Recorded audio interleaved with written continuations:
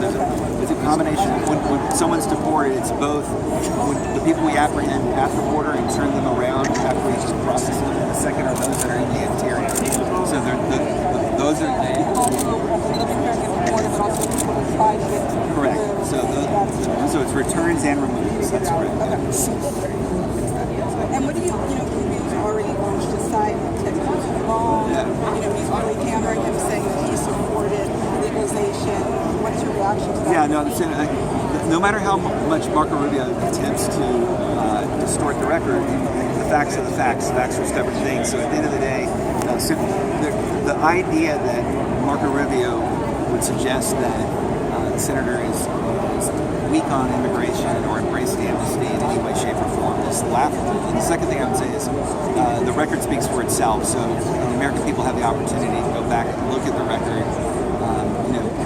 Even conservative talk show host Mark Levin, this was the moment when Rubio started to suggest things like that.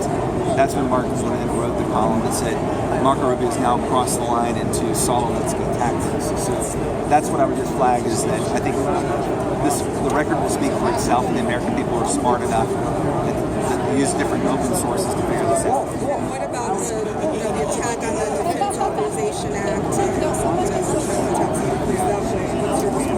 The senator has been extremely strong supporter of our men and women in uniform. The concerns on, as you know, the NDAA, the National Defense Authorization Act, is only one of several bills that are used to fund for the military. And so the senator had specific concerns that had to do with how do you actually pay for certain elements of the plan, which included, for example, under Marco's proposal of the bill, there was still Obama tax revenue.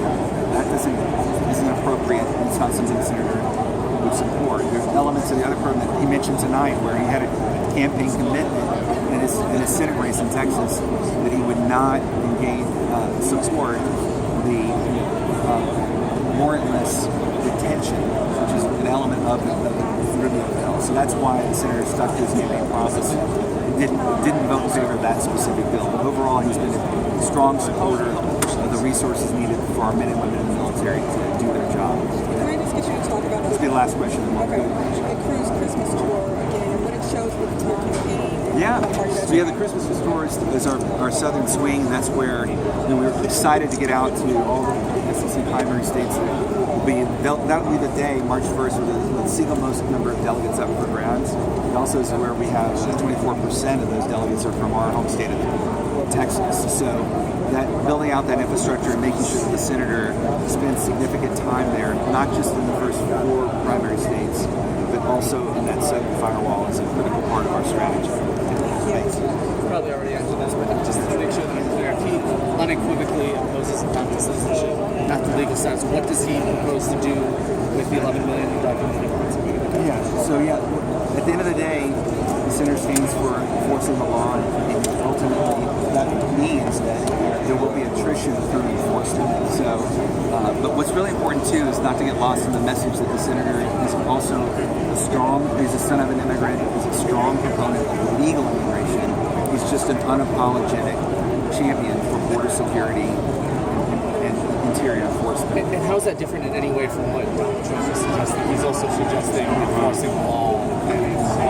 There are policy differences between Mr. Trump and Senator Cruz. If you look at, we talked about earlier, the issues around let's take the Muslim ban, for example. We talked about it tonight in the debate. That's a clear differentiation where on immigration policy, the senator would support restrictions, but not targeted at a religion or faith, but rather at a specific geography where there's reasonable influence of terrorists. So that's an important distinction that would show you there are areas where we don't have 100% alignment with Mr. Trump. Thanks, Jeff. Hello, Andrew Davey from Let's Talk Nevada. Are you confident? This is my colleague. Oh, hi. Also, Nelson. Hi. Great. Yeah. So, are you feeling confident? Why don't you take this one? Sure. Are you feeling confident about Senator Cruz's campaign here in Nevada? Yes, we are. Absolutely. We are. I think the campaign's doing great. It's certainly going out there doing quite a bit of outreach in all aspects, and certainly doing well. Yeah, I know one local supporter of Senator Cruz, Senator Michelle Fiore, always being talked about in local media. Is Senator Cruz proud to have Michelle Fiore's endorsement? Certainly we're always looking for other folks to join the campaign, and certainly doing everything we can to go out in all aspects, not just here in Nevada, but everywhere else.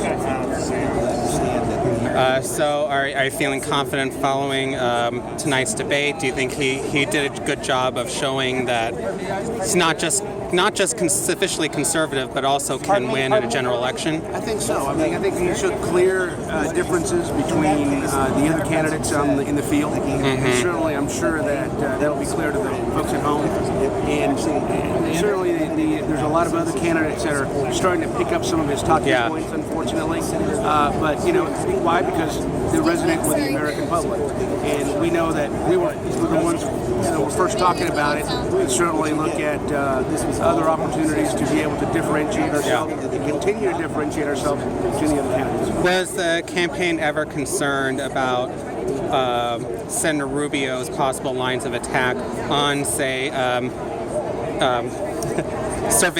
domestic surveillance? And the record's really clear that that those attacks are just trying to pull something from nowhere, unfortunately. And really, the record's very clear that Senator Cruz has been very tough, not only on anything that has to do with domestic surveillance, but also on border security. And one of the best things to do it is to stop them at the border to start off with, which is really, that's how you avoid a lot of these things.